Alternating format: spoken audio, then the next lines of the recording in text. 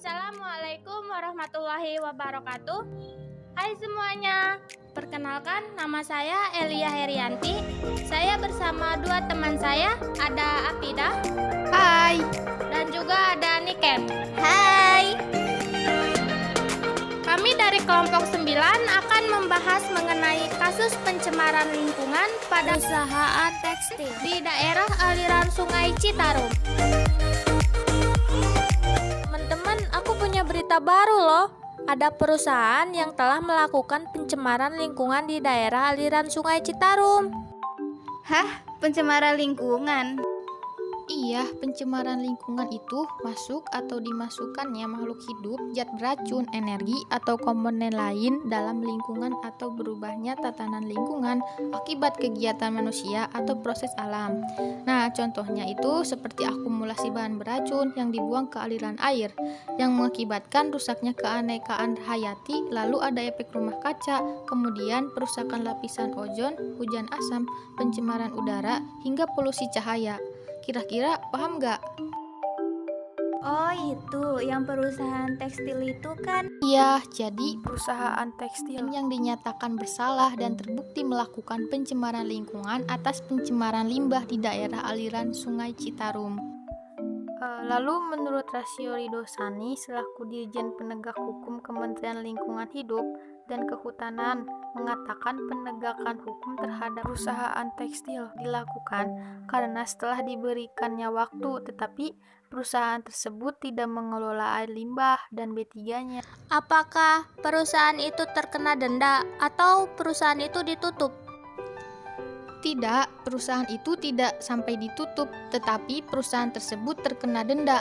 Menurut majelis hakim, menghukum perusahaan tekstil membayar ganti rugi material sebesar 4,25 miliar. Tuntutan ini lebih rendah dari gugatan yang diajukan Kementerian Lingkungan Hidup dan Kehutanan sebesar 18,2 miliar.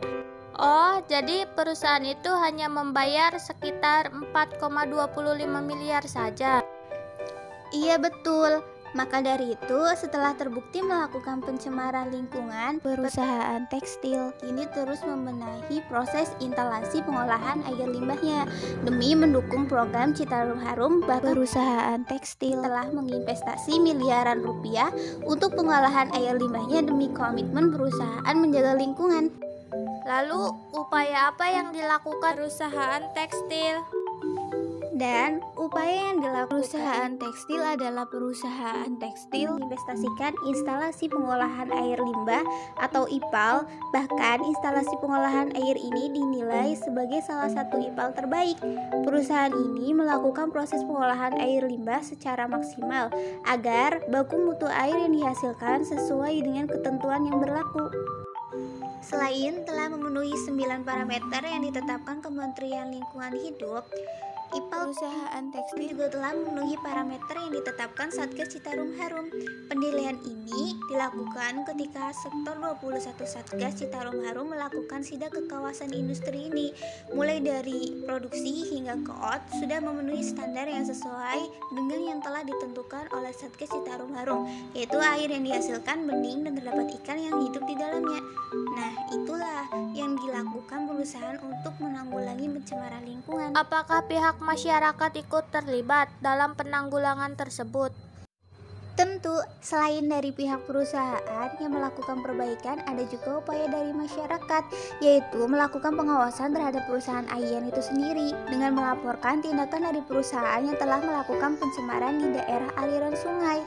Masyarakat berkontribusi untuk ikut membersihkan daerah aliran sungai yang telah tercemari agar ekosistem sungai tetap terjaga dan bersih sehingga bisa digunakan untuk kebutuhan masyarakat yang tinggal di sekitar aliran sungai.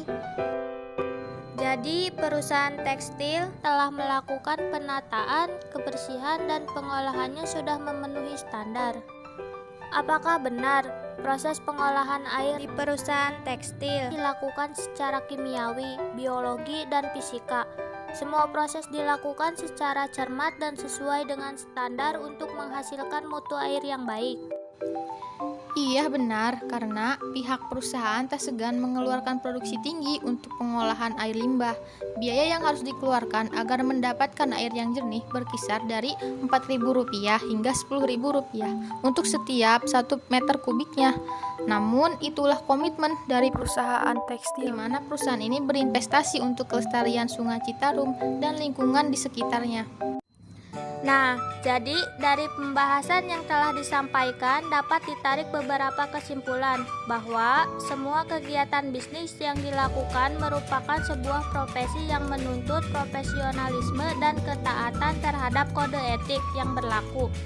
Jika suatu bisnis dilakukan terlalu berlebihan dan sering menyimpang dari kode etik, maka akan menimbulkan beberapa kerusakan lingkungan seperti akumulasi bahan beracun yang dilakukan oleh perusahaan tekstil melalui pencemaran air terhadap Sungai Citarum.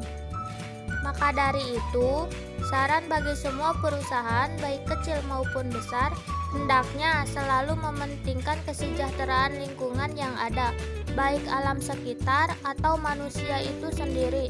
Pencemaran air yang semakin meningkat akan merusak tatanan keasrian yang ada di lingkungan sekitar, terutama bagi masyarakat yang tinggal di pinggiran sungai yang masih memanfaatkan air tersebut. Pemerintah pun sudah berupaya dengan menciptakan berbagai macam aturan untuk dipatuhi dan menyediakan satgas untuk mengontrol ke setiap perusahaan yang mungkin akan melakukan pencemaran air sungai tersebut. Jadi itulah kasus pencemaran lingkungan oleh perusahaan tekstil yang mencemari daerah aliran Sungai Citarum. Wassalamualaikum warahmatullahi wabarakatuh.